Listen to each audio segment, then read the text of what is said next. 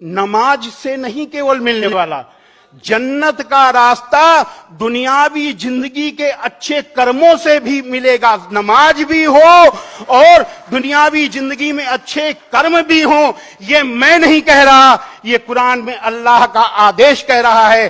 कुरान के सूरा 2 आयत नंबर 112 में है, जिस किसी ने अपने आप को अल्लाह के सुपुर्द कर दिया और उसका काम भी अच्छा से अच्छा हो तो उसका बदला उसके परवरदिगार के पास है।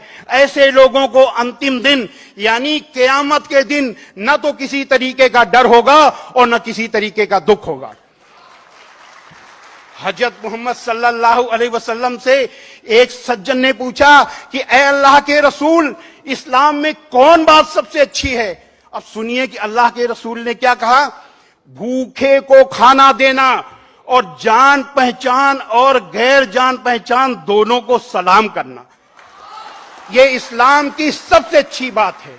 अब इससे बड़ी भलाई, इससे बड़ी अच्छाई और क्या हो सकती है? अब यहां पर कुछ लोगों के दिमाग में यह चल रहा होगा कि इस्लाम में इतनी अच्छाई है तो स्वामी जी जिहाद क्या है?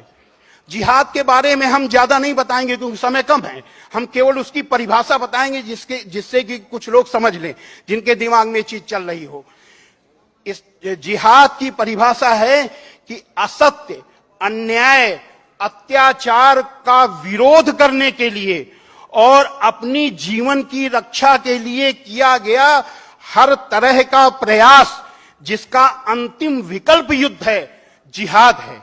यानी असत्य, अन्याय, अत्याचार और अपने जीवन की रक्षा के लिए जब सारे प्रयास समाप्त हो जाएं, बातचीत के सारे रास्ते बंद हो जाएं, तो जो अंतिम विकल्प जो युद्ध होता है वो जिहाद का युद्ध है। ये है जिहाद।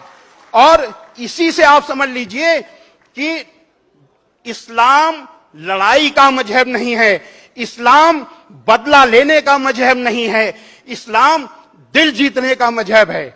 इस्लाम में भलाई का इस्लाम में बुराई का बदला बुराई नहीं, इस्लाम में बुराई का बदला भलाई है। हमें यहां कुरान की मजीद की एक आयत याद आ रही है। कुरान मजीद के सूरा 41 आयत नंबर 34 में है, भलाई और बुराई बराबर नहीं हो सकती, तो लोगों की सख्त बातों का ऐसे तरीके से जवाब दो जो बहुत अच्छा हो। ऐसा करने से तुम देखोगे कि जिसमें और तुम में पहले दुश्मनी थी अब वो तुम्हारा गहरा दोस्त है। हजरत मोहम्मद सल्लल्लाहु अलैहि वसल्लम पर कुरान उतरने के बाद आपके कर्मों में उतर गई, उतरने के बाद आपके दिल में उतर गई और दिल में उतरने के बाद आपके कर्मों में उतर गई। आपके एक एक काम अल्लाह के हुक्म के अनुसार हुआ करते थे। आपका एक एक कदम अल्लाह के हुक्म के हिसाब से बढ़ता था। आपने अपने पूरे जीवन में किसी के लिए कोई कड़ी बात नहीं की, किसी का दिल नहीं दुखाया और कभी भी बुराई का बदला बुराई से नहीं दिया। मुझे यहां एक घटना याद आ रही है।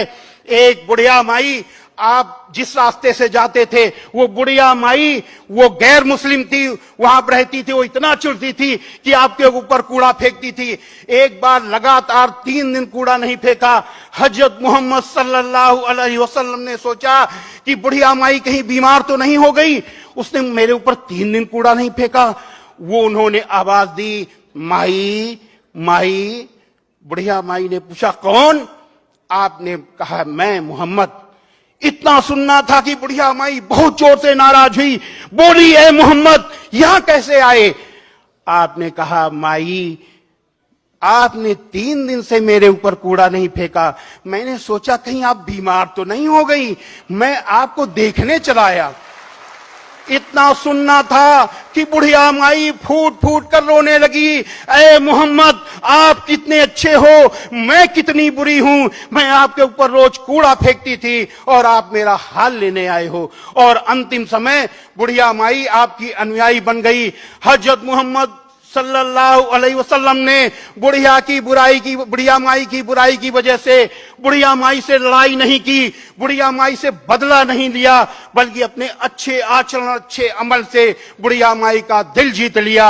हजरत भलाई और बुराई बराबर नहीं हो सकती, तो लोगों की सख्त बातों का ऐसे तरीके से जवाब दो जो बहुत अच्छा हो। ऐसा करने से तुम देखोगे कि जिसमें और तुम में पहले दुश्मनी थी, अब वो तुम्हारा गहरा दोस्त है।